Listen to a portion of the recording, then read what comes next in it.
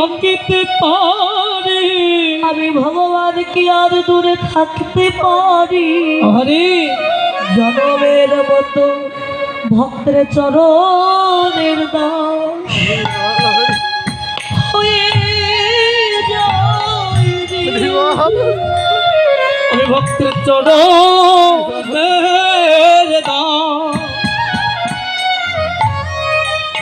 আমি হয়ে যাই রে। যদি আমার নয়ন জলে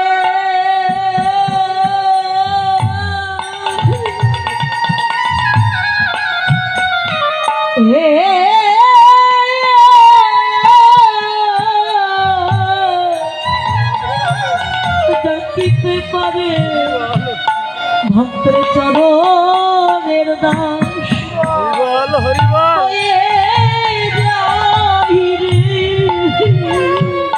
যদি কেউ নয়ন জলে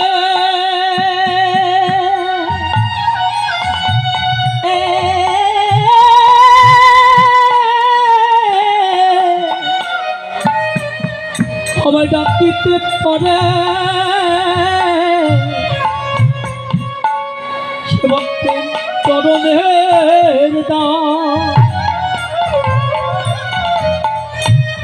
আমি হয়ে যাই রে। সেই ভক্তির ভগবান গৌর কৃপা পেয়ে সনাতন গোস্বামী ও পথের ভিখারি হলো। কাঞ্চনা বলে বিষ্ণুপ্রিয়া, যে রূপে নয়ন দিয়ে কত রাজা মহারাজা ভিখারি হয়ে যায়, তুই তো অবলার নারী, সেই গৌর রূপে তুই নয়ন দিয়েছিস। আমার মনে হয় এই ঘরে তুইও থাকতে পারবি না। বল না নাগরী, তুই গৌরকে কেমন দেখেছিস? দেখলাম হেমশয় অতি গোরা, সুমধুর হাসথরা, জগজন নয়নে আনন্দ। ও নাগরী, তুই তো বলবি গৌরের রূপের কথা, সে কালো নাকি পরিষ্কার? না বলে তুই বলছিস হেমশয়, তার মানে কি নাগরী রে? হেম শব্দ হলো সোনা, অতি গোরা অর্থাৎ সোনার চাইতে অতীব সুন্দর আমার গৌর হরি রঙ্গের জ্যোতি। উজ্জ্বল বরণ গৌর বর দেহাঙ্গ বিলসিত নিরবধি ভাব বিদেহ, সোনার চাইতে উজ্জ্বল। বিষ্ণুপ্রিয়ার কথা শুনে পদকর্তা বললেন, না না নাগরী, সোনার সাথে কখনো আমার গৌর সোনার তুলনা করো না। কেন জানো? সোনায় যে খাদ আছে, কিন্তু আমার গৌর সোনায় যে কোনো খাদ না। সোনায় উপাসনা পাওয়া যায় না, কিন্তু আমার গৌর সোনায় উপাসনা পাওয়া যায়। এই সোনা মানুষ যদি অঙ্গে ধারণ করে, মানুষের কিন্তু অহংকার বেড়ে যায়। ওমা, এখনকার সময় সোনার তো অনেক দাম। যদি কারো 5 ভরি সোনা থাকে, তার মনে একটু অহংকার আসবে না যে আমার 5 ভরি সোনা আছে, আমি অনেক টাকার মালিক? কিন্তু গৌর সোনা, তার কৃপা যদি একবার পেয়ে যায়, মান অভিমান অভিভূত হয়ে যায়। আপনি স্বর্ণালঙ্কার পরে রাস্তা দিয়ে যাবেন, আপনার প্রতি লক্ষ্য থাকবে চোর, ডাকাত, ছিনতাইকারী। কিন্তু তুলসীর মালা গলায় দিয়ে, হাতে জপের মালা নিয়ে কৃষ্ণ নাম গাইতে গাইতে যাবেন, আপনার প্রতি লক্ষ্য থাকবে স্বয়ং ভগবানের। চোর ডাকাতের নয়, চোর ডাকাত দেখবে ওর তো কিছুই নয়, গেলে আমি কিছুই পাবো না। কিন্তু তুলসীর মালা পড়লে প্রাণের ভয় নয়, সোনা পড়লে প্রাণের ভয়। নাগরিক, যে সোনায় আমার গৌর সোনা হয় না, পাওয়া যায় না, সেই সোনার সাথে তোরা গৌর সোনার তুলনা করিস। বাবা, সোনা কি গলে না? অলংকার করতে গেলে সোনা গালাতে হয়। সোনা গলে কিসে? সোহাগায়। আর আমার গৌর সোনা গলে কোন সোহাগাই জানো? এই ভক্তের নয়নে জল সোহাগায়, গৌর সোনা বলে যাই গো।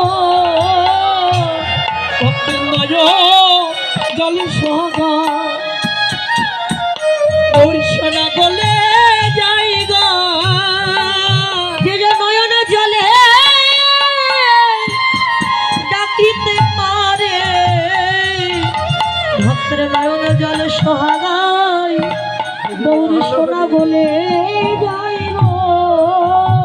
আনন্দ হবে, আনন্দ হবে, জগৎবাসীর আনন্দ। গৌর কৃপা পেয়েছে, গৌর কৃপায় হরি নাম তারা পেয়েছে। কোনাগরি তার কি দেখলি তুই গৌর কি হাপিরেতে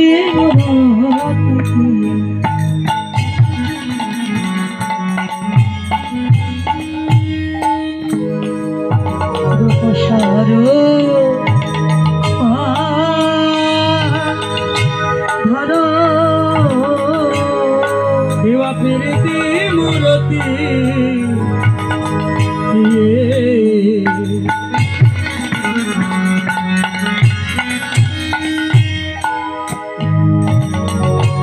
রূপ স্বরূপ ধরো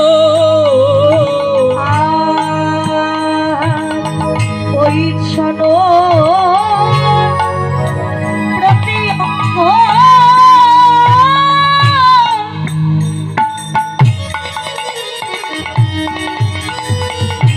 অঙ্গ প্রতি অঙ্গ আবন্ধ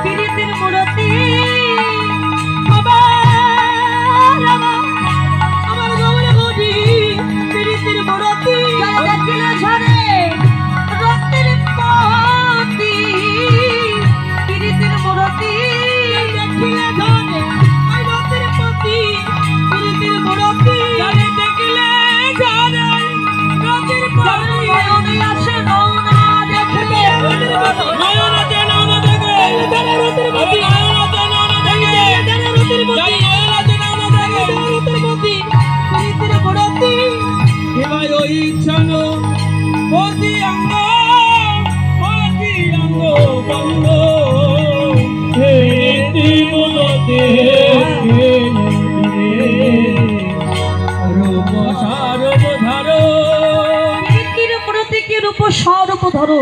কোন প্রীতি মা? প্রীতি। এক চিতে ভাবিতে ভাবিতে নির্মাণ কইল পি, রসের সাগর মন্থন করিতে তাহাতে পাইল রি, পুনশে আসে অমি হইয়া তাহাতে পাইল তি, প্রীতি সুখের এতিন এখনো তুলনা দিব বাকি। প্রীতি প্রীতি বিষম প্রীতি, প্রীতি কেমনে হয়? কামের প্রীতি প্রেমের প্রীতি কবু সমতুল নয়। কামের প্রীতি এমন রীতি শুধু চুলাচুলি করে, প্রেমের প্রীতি এমন রীতি জড়াইয়ে জড়াইয়ে ধরে। আমার কৃষ্ণ প্রেমের উলটা গতি, কৃষ্ণ প্রেমের উলটা গতি যার ঘটেছে সেই তো জানে কৃষ্ণ প্রেমের উলটা গতি। যার ঘটেছে সেই তো জানে কৃষ্ণ প্রেমের উলটা গতি। মহাজন বললেন কামের প্রীতি প্রেমের প্রীতি কবু সমতুল নয়। সত্যি বাবা, কামের প্রীতি এমন রীতি শুধু চুলাচুলি করে। আচ্ছা, কাম কোনটা বলে, প্রেম কোনটা বলে? যে নিজের সুখী সুখী, আর কারোর সুখের দরকার না। আমি সুখী হলে যথেষ্ট। কে ভালো থাকলো, কে সুখে থাকলো, আমার গোবিন্দ কেমন থাকলো আমার দরকার নেই। এই যে নিজের সুখে সুখী, এটাকে প্রেম নয়, এটাকে বলে কাম। আর যে কৃষ্ণ সুখী সুখী, কৃষ্ণ দুঃখে দুঃখী, সেটি হচ্ছে অপ্রাকৃত কৃষ্ণ প্রেম।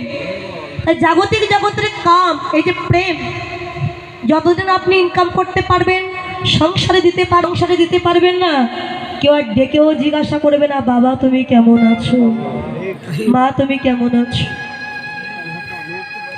দিতে পারলে সবাই ভালো, আর না দিতে পারলে তখন সবার মুখ কালো। তাই জাগতিক জগতে প্রেম, এটি প্রেম নয়, এটা হচ্ছে কামের খেলা। আর আধ্যাত্মিক জগতের প্রেম যেখানে কোনো চাওয়া পাওয়া কিছু নয়। সাধন ভক্তি হইতে হয় রতির উদয়, রতিগার হইলে তার প্রেম নাম হয়। আত্ম ইন্দ্রিয় প্রীতি বাঞ্ছা তারই বলে কাম, আর কৃষ্ণ ইন্দ্রিয় প্রীতি ইচ্ছা সে যে ঘরে প্রেম না। তাই মহাপ্রভু আজকে স্বরূপ ধরেছেন, কেননা জীবের আত্মস্বরূপ জাগানোর জন্য। আমি কে, কোথায় ছিলাম, কোথায় এসেছি, আবার আমি যাব কোথায়। মাতৃগর্ভে যখন আমরা ছিলাম, জীবাত্মার সাথে পরমাত্মার দেখা হয়েছিল সবার। তখন ভগবানকে ডেকে বলেছিলাম, প্রভু আমাকে ধরার মাঝে নিয়েছেন, ধরায় গিয়ে তোমার নাম গুণকীর্তন গাইব। আর যেই না পৃথিবীতে এলাম, পৃথিবীতে দেখবেন একটা বাচ্চা যখন জন্ম নেয় কেমন করে কাঁদে মা, ওয়া ওয়া ওয়া বলে কাঁদে। তখন মা বলছে, দেখ না দিদি, আমার ছেলেকে আমার মেয়ে বলছে ও মা, ও মা। একটু আগে যার জন্ম হলো বাবা, সে কি করে জানবে আপনি তার মা?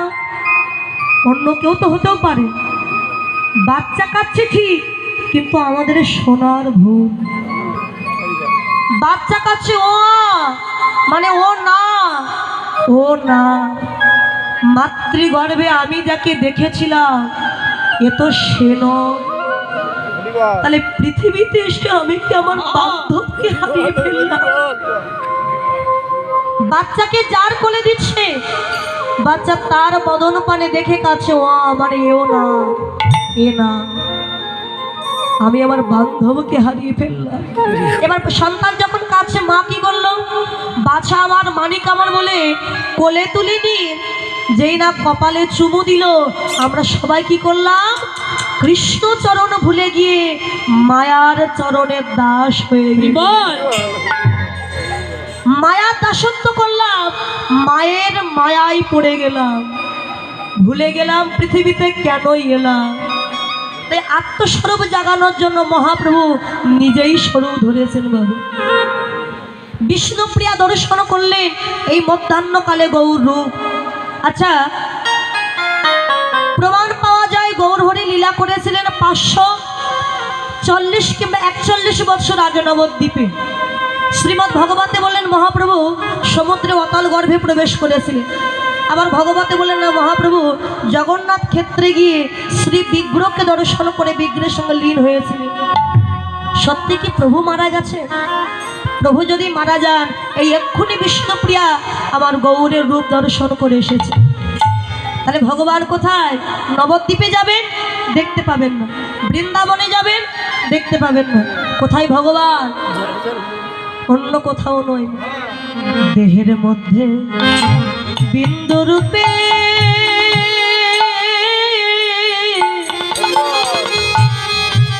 আছে কৃষ্ণ ধান রে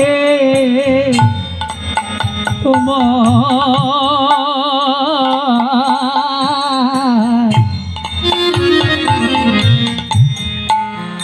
এই দেহের মধ্যে বিন্দু রূপে